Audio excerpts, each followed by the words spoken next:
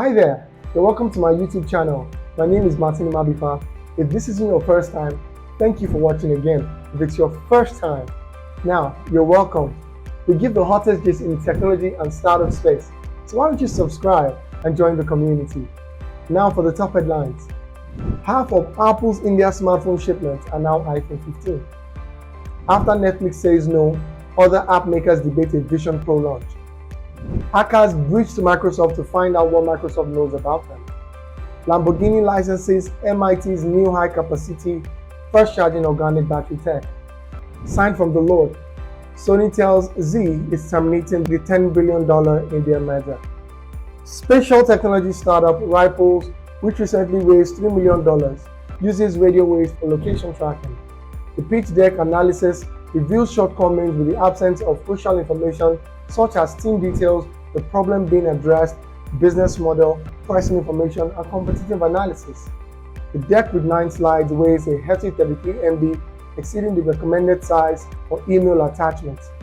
Despite challenges, a few positive aspects include use case exploration, a crisp product overview slide, and a clear ask for $3 million. Areas for improvement include legibility, providing more details in the product slide, and specifying the use of funds in the Ask and Use Funds slide.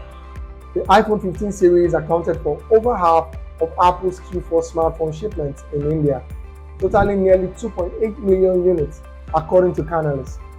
The success was attributed to Apple's push during festive sales, particularly Diwali, which occurred in November last year, giving the company an opportunity to promote the latest models and design level changes, financial options, a favorable consumer environment, and increased retail presence contributed to iPhone 15's appeal in a market dominated by Android, with over 95% market share.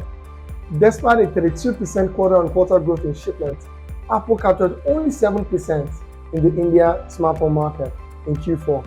Samsung and Xiaomi led with 21% and 17% market share, respectively. The high pricing of iPhone models in India remains a challenge for Apple, but the company is gradually gaining recognition and expanding its local presence. Indian smartphone shipments experienced a 20% year-on-year growth in Q4, totaling nearly 39 million units, with expectations of mid-single-digit growth in 2024. The IPO market's return in 2024 remains uncertain, prompting exploration of alternative sources of liquidity for a multitude of private companies seeking exits or bailouts. Research from Cowboy Ventures, Eileen Lee reveals a significant increase in the number of unicorns in the US, reaching 532 in 2023 from just 39 in 2013. However, the rate of unicorns going public has declined, with only 7% finding an exit compared to 66% of the initial cohort. Startups are facing challenges due to the scarcity of exits, but potential unexplored exit paths may open up this year, albeit with prices potentially below startups' expectations. YouTube has decided not to release a dedicated app for the Apple Vision Pro, similar to Netflix's approach, requiring viewers to use the web browser version. While YouTube expressed support for the Vision Pro launch, it didn't provide specific reasons for opting out, leaving the possibility for future support unclear. Several other companies, including Meta-owned platforms, Instagram, Facebook, Threads, and WhatsApp, are reportedly considering staying away from launching compatible apps, though this might change by the Vision Pro's February 2 launch. Notable absentees from the Vision Pro store include YouTube Music, Roku, Snapchat, Bumble, and Lyft. However, nearly 20 apps, including TikTok, Disney Plus, and Amazon Prime Video, plan to launch entertainment experiences on the headset. I look forward to that, actually. Microsoft disclosed that the hacking group known as Midnight Blizzard Apps29 or Cozy Bear, believed to be linked to the Russian government, targeted some corporate email accounts, including those of Microsoft senior leadership and employees in cybersecurity and legal functions. Now, the part of the employees in cybersecurity just blows my mind. Right. So, contrary to typical motives, the hackers sought information about themselves, specifically about what Microsoft knows about them. The attackers employed a password spray attack to brute force a legacy account, then utilized its permissions to access a small percentage of Microsoft's corporate email accounts. Microsoft did not specify the number of breached accounts or the exact information accessed. The company emphasized the urgent need to enhance security, acknowledging potential disruptions in adapting to new security measures. App 29, known for high-profile attacks, has been linked to incidents like SolarWinds in 2019 and the Democratic National Committee in 2015. Researchers have developed a promising organic compound, TAQ, bis tetraaminobenzoquinone, as a potential alternative to traditional lithium-ion battery materials. Unlike other lithium-ion battery chemistries, TAQ is an organic compound primarily composed of carbon, nitrogen, oxygen, and hydrogen. Organic materials, especially as cathodes, have been explored for their potential to store more energy at a lower cost. TAQ stands out as it doesn't dissolve in commonly used liquid electrolytes, addressing a durability issue faced by previous organic materials. Its energy density is reported to be 50% better than one of the widely used lithium-ion battery chemistries, nickel manganese cobalt, NMC. Lamborghini has licensed a patent on this material for potential use in electrifying its lineup. Ripple, in its global payments journey, is also positioning itself as a leading enterprise infrastructure provider, according to Monica Long, the company's president. Different from the Ripple network, the XRP ledger is a decentralized public ledger with an open source code base attracting thousands of global developers. Long emphasized the vision of the ledger as a modern, fast, and free system for value movement, contrasting it with the traditional banking system. Initially launched in 2012, the ledger aimed to achieve faster confirmation times and lower costs compared to Bitcoin. Long highlighted the transparency of blockchains, providing a traceable journey for transactions, and discussed challenges in a concentrated foreign exchange market. Singapore-based Tetraform Labs, creator of digital assets Tetra USD, and Luna, has filed for Chapter 11 bankruptcy in Delaware following the collapse of its cryptocurrencies in 2022. The bankruptcy filing is considered a strategic move to continue operations and support litigation in Singapore and the US, including matters with the Securities and Exchange Commission (SEC). Terraform Labs plans to meet financial obligations to employees and vendors during the Chapter 11 case without requiring additional financing. The company's estimated assets and liabilities range from $100 million to $500 million, with 100 to 199 creditors. Despite challenges, Terraform Labs aims to expand its Web3 business, recently acquiring Pulsar Finance and launching Station V3. Captain Fresh, a B2B harvest to retail marketplace for animal protein, is reportedly in talks with investors to secure up to $50 million in fresh funding. The startup is in advanced discussions with Mercanti Seafoods, SBI Investment, Involvent, Tiger Global, and Process Ventures for the capital injection. Captain Fresh, which focuses on seafood, facilitates the sale of catch and livestock from fishermen and farmers to businesses. The company operates collection centers in multiple countries, gathering the catch and distributing it to businesses across the coastal states.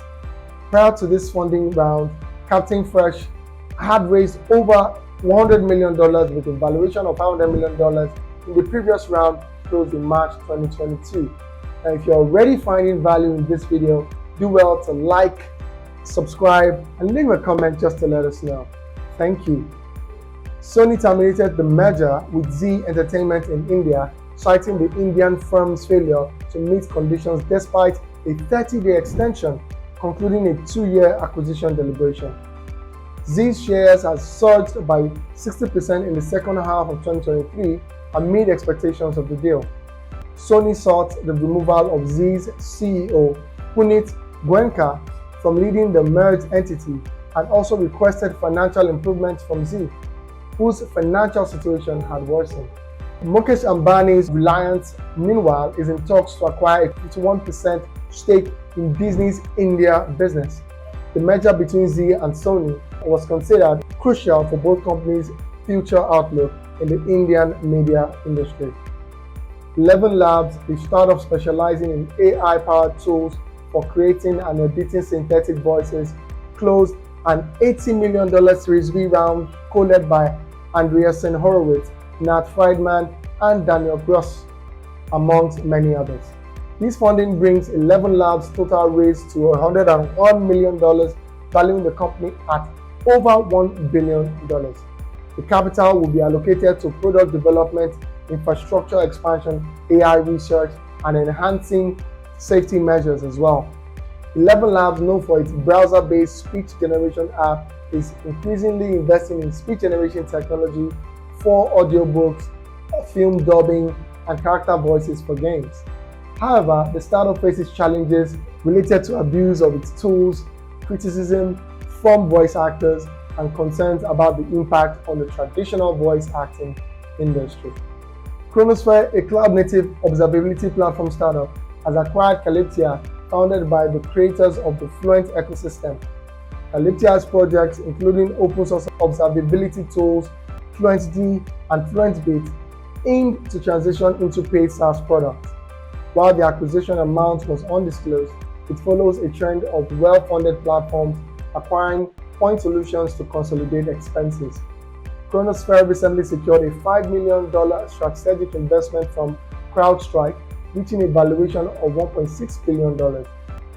With Calyptia's observability pipeline solution, Chronosphere aims to empower users to collect, transform, and route metric, log, and trace data, enhancing control over observability data from end to end. The acquisition is seen as a positive development for the open-source Fluent ecosystem with the cloud-native computing foundation. Kenyan agtech startup Shamba Pride plans to expand its last-mile distribution network for farm, input, and agro dealers, known as Digi Shops, across Kenya. The company has already established a network of 2,700 merchants in 24 countries and aims to cover more retailers and agricultural regions in the next year.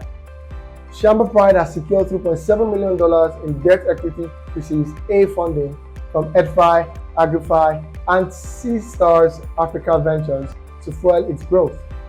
The startup digitizes agro dealers to streamline business management and inventory ordering, ensuring steady supply of fertilizers and seeds to small-scale farmers.